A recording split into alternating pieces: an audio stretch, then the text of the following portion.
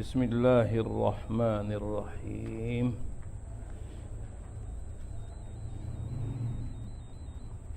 اللہم صلی علی سیدنا مولانا محمد وعلی آل سیدنا مولانا محمد بارک وسلم۔ ومنہن للکوفی ثاء مثلث، 49 نمبر شعر ہے۔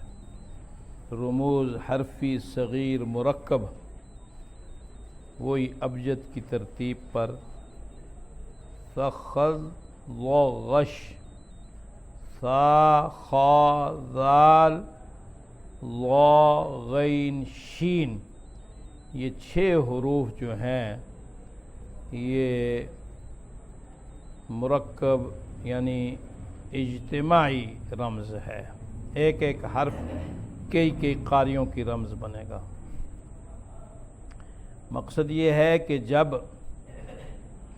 قراء ایک مسئلے میں متفق ہوں گے تو ان کی جو رمز ہے، جو قاری متفق ہوں گے ان کے لیے جو رمز مقرر ہے اس کو استعمال کریں گے۔ تو بتاتے ہیں وَمِنْهُنَّ، ان حروف ابجد میں سے لِلْكُوفِيِّ ثاء مثلث وستتهم بالخاء ليس بأغفلا، أي ثاء مثلث للکوفی، یہ مبتدا ہوگا اور للکوفی یہ اس کی خبر واقع ہوگی۔ ثاء مثلثہ 3 نقطے، تثلیث 3 نقطوں والی یہ عبارت میں اس لیے لکھتے ہیں کہ اگر اس پہ 2 نقطے ڈال دیے جائے غلطی سے، کاتب کی غلطی سے، تو پھر وہ تا بن جاتی ہے۔ تو آپ یہ سمجھ لیں گے مثلث سے کہ یہ تا نہیں ہے، یہ ثا ہے۔ جب ثا لائیں گے تو مراد اس سے تینوں کوفیین حضرات ہوں گے، سیدنا امام عاصم، امام حمزہ، امام کسائی۔ اگر ایک مسئلے میں یہ متفق ہیں، ایک قرات تینوں کی قرات ہے، تو وہاں پھر استعمال کر لیں گے ثا کو۔ وَسِتَّتُهُمْ بِالْخَاءِ لَيْسَ بِأَغْفَلَا، ان ائمہ میں سے 6 قراء، 6 امام خا کے ساتھ رمز بنائے گئے ہیں، یہ اغفل نہیں ہے، بے نقط نہیں ہے۔ یعنی خا کی جگہ اگر یہاں کوئی غلطی سے ہا لکھ دے تو لیس باغفل سے پتہ چل جائے گا کہ ہا نہیں بلکہ خا ہے، اس لیے یہ لفظ لائے ہے۔ اب یہ 6 قاریوں کے لیے ایک خا ہوگی، وہ 6 قاری کون سے ہیں؟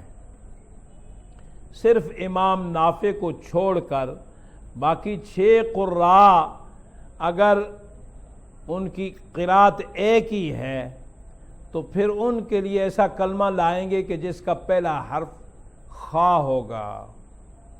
بات سمجھ آئی کہ نہیں؟ 6 کی پھر قرات ایک ہوگی اور امام نافع کی قرات اس کے برعکس ہوگی۔ اب یہاں اس کی وضاحت فرمائی، عنیت الاولی اثبتهم بعد نافع وکوف وشام ذالهم لیس مغفلا،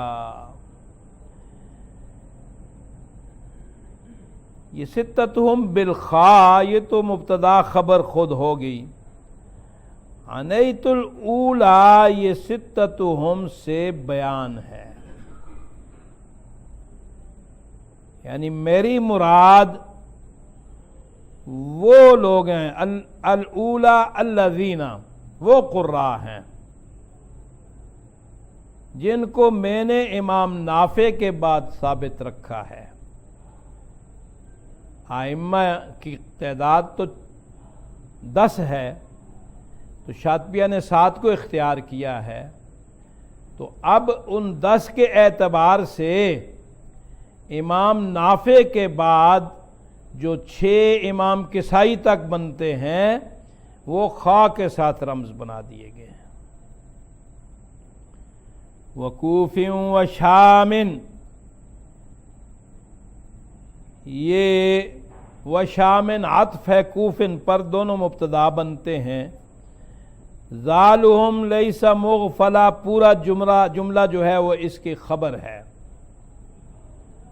اور کوفیین، کوفن سے کیا مراد؟ کوفیین، تینوں کوفی، اور ابن عامر شامی، یہ 4 حضرات جو ہیں ذالہم، ان کی رمز جو ہے وہ ذال ہے۔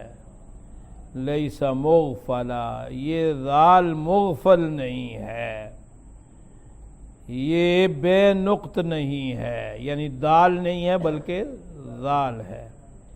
وکوف مع المکی، تینوں کوفیین مکی کے ساتھ، یعنی ان 4 کے لیے بالضاء معجمہ، ضا معجمہ نقطے والا ان کی رمز ہے۔ وکوف و بصر غینہم لیس مہملا، اور کوفیین کے ساتھ بصری، ابو عمر بصری، ان 4 کے لیے غین ان حروف میں سے، غینہم ان حروف میں سے غین رمز ہے، یہ محمل بے نقطہ نہیں ہے، محمل۔ حروف جو ہے وہ مؤنث بھی استعمال ہوتے ہیں عربیت میں اور مذکر بھی استعمال ہوتے ہیں، تو آپ کے ذہن میں یہ نہ آئے کہ غینہم، تو یہاں غینہن کہنا چاہیے تھا۔ مذکر بھی استعمال ہوتے ہیں اور مؤنث بھی۔ آگے فرمایا وَذُو النَّقْطِ شِينٌ لِلْكِسَائِ وَحَمْزَةٌ وَقُلْ فِيهِمَا مَعَ شُعْبَةٍ صُحْبَةٌ تَلَا، نقطہ والا شین، یعنی سین نہیں بلکہ شین، کسائی اور حمزہ کے لیے رمز ہے۔ وَقُلْ، تو کہہ دے، فِيهِمَا، ان دونوں کے لیے، کسائی و حمزہ کے لیے، مع شعبۃ، شعبہ کے ساتھ، یعنی 2 قاری اور 1 راوی جب ایک مسئلے میں اکٹھے ہوں گے تو فرمایا کہ ان کی رمز صحبہ آئے گی۔ یہاں تک شین تک، غش، شین تک حرفی رموز، یہاں حرفی صغیر مرکب مکمل ہو گئی۔ اب حمزہ کسائی شعبہ کی رمز صحبہ بیان کی، اور یہ صحبہ جو ہے یہ کلمی رمز ہے، یہاں سے کلمی رموز شروع ہوتی ہیں۔ صحبہ کا کلمہ چھوٹی جماعت کو کہتے ہیں، یہ ان کی رمز ہے۔ تلا یتلو تلون، تلاوتن نہیں، تلا تلون سے ہے۔ اس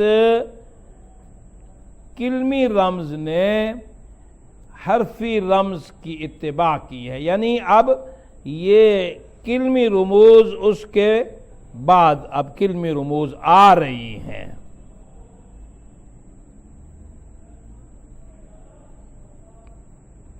صحاب ہما،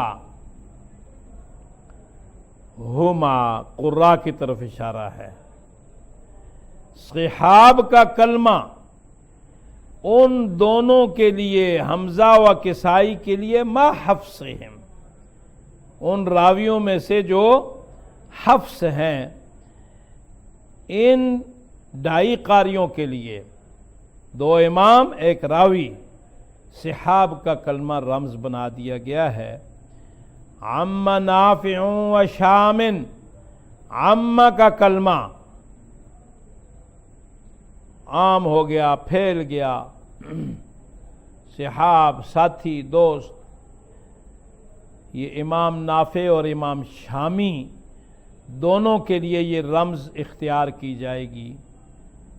سما فی نافع و فتل علا و مک. اگلا شعر فرمایا سما کا کلمہ، علو بلندی. نافع سے اور ابو عمر بصری، میں نے کہا تھا کہیں فتل علا کہیں گے، کہیں ابن العلا کہیں گے، کہیں تو علا کا جوان یعنی ابو عمر بصری صاحب، اور آگے فرمایا و مکن، اور عبداللہ ابن کثیر مکی. نافع، مکی، بصری، ان تین کی رمز ہے. وحق فیہ، حق کا کلمہ مکی وابن العلاء قل، اور ابو عمر بصری کے لیے تو کہہ دے کہ رمز ہے. وقل فیہما ولیحسق بی نفر حلا. وہ دونوں مکی بصری اور شامی یحسقبی نفر کے کلمے کے ساتھ شیرین، یہ رمز شیرین ہو گئی ہے.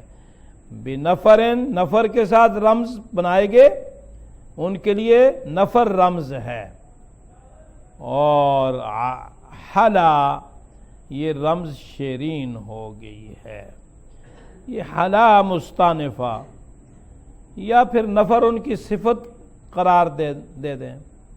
نفر کی رمز شیرین ہو گئی ہے، یا یہ ایک ہی معنی ہے. وحرمی المکی فیہ ونافع، حرمی حرم والے،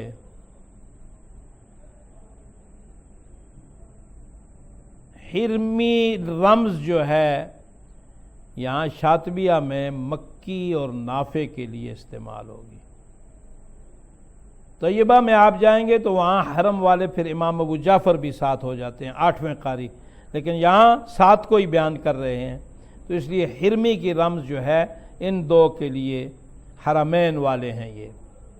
وحسن قلع عن الکوفی ونافعہم علی. حسن تینوں کوفیین اور ان قراء میں سے امام نافع کے لیے بلند ہو گئی ہے یہ رمز. اب یہاں کلمی رموز مکمل ہو گئی، ان کو آپ نے بالکل ضبط کرنا ہے. اب اس کے بعد پھر ایک اصل بیان کر رہے ہیں، اس لیے کہ پہلے ایک اصل بیان کی کہ حرفی رموز کیسے استعمال ہوں گی. تو حرفی اگر ان کے ساتھ کلمی جمع نہیں ہے تو پھر تو قاعدہ یہ ہے کہ پہلے کلمہ قرآنی، پھر اگر قید کی ضرورت ہے تو قید یعنی قرات، پھر اس کے بعد رموز کہ جن کی وہ قرات ہے، اور اس کے بعد واو فاصل. لیکن اگر حرفی رمز اور کلمی رمز جو ہے یہ دونوں اکٹھی ہو رہی ہیں، حرفی رمز اور کلمی رمز دونوں اگر مل کے آ رہی ہیں تو پھر حرفی رمز مقدم بھی ہو سکتی ہے، مؤخر بھی ہو سکتی ہے، اور واو فاصل سے فیصلہ کریں گے. کلمی رمز اگر استعمال کرتے ہیں تو کلمہ قرآنی جو ہے وہ اس سے پہلے بھی آ سکتی ہے اور اس کے بعد بھی آ سکتی ہے، اس لیے کہ وہ کلمات معروف ہیں، اس سے کوئی کسی قسم کا اشکال یا اشتباہ نہیں پیدا ہوتا. اور کلمات قرآنیہ بھی واضح ہیں، تو اس لیے وہاں پہ پہلے بھی لائیں گے، بعد میں بھی لائیں گے. فرماتے ہیں وَمَهْمَا أَتَتْ مِن قَبْلُ أَوْ بَعْدُ كِلْمَةٌ، اور جب مہما ماما، اور جب آئے حرفی رمز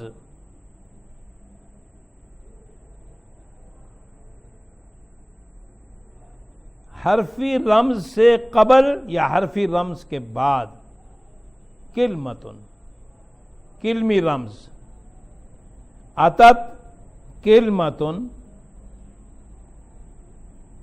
قبل رمز الحرفی یا بعد رمز الحرفی، فکن عند شرطی، پس تو میری شرط پہ عمل کرنے والا رہ۔ کلمی جن کے لیے ہے ان سے وہ مراد لے، حرفی جن کے لیے ہے ان سے وہ قراء مراد لے۔ اور وہاں پر بھی وقض بالواو فیصلہ، مسئلے کو تمام کر واو فاصل کے ساتھ، یعنی میں اس میں پھر واو فاصل لاؤں گا، لیکن حرفی رمز کلمی کے ساتھ مل کر مقدم بھی ہوگی اور مؤخر بھی ہوگی۔ مرموزین سے جو قراء مراد ہے آپ کلمی سے بھی وہی مراد لیں گے اور حرفی سے بھی وہی مراد لیں گے،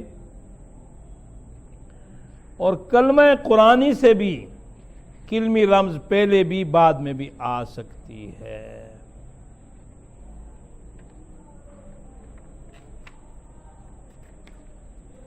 یہاں آ کر رموز کا سلسلہ ختم ہوا اور رموز کے استعمال کا بھی قواعد یہاں اصول بیان کر دیے، ان کو آپ اچھی طرح ازبر کر دیں۔